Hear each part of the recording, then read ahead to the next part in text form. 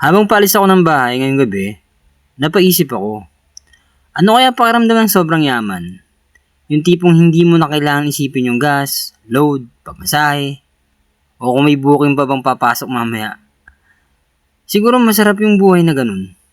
Siguro tahimik ang isip mo kapag marami kang pera. At kung may choice lang siguro ang lahat, walang pipili ng hirap. Pero habang umaandar ako sa kalsada ngayong gabi, may na-realize din ako. Baka kaya tayo nilagay sa ganitong buhay kasi may purpose. Kasi paano mo malalaman ang tunay na lakas mo kung hindi ka dadaan sa hirap? Paano mo ma-appreciate ang maliit na bagay kung hindi mo naranasang mawalan? At paano magiging matatag ang isang tao kung buong buhay niya puro sarap lang nararanasan?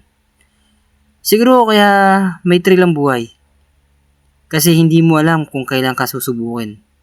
May mga gabing matumal, may mga araw na gusto mo nalang umuwi, pero tuloy ka pa rin.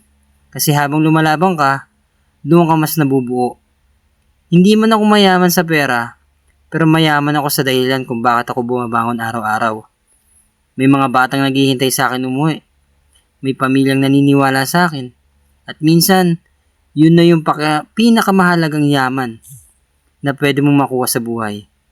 Kaya kahit mahirap, kahit pagod, tuloy lang.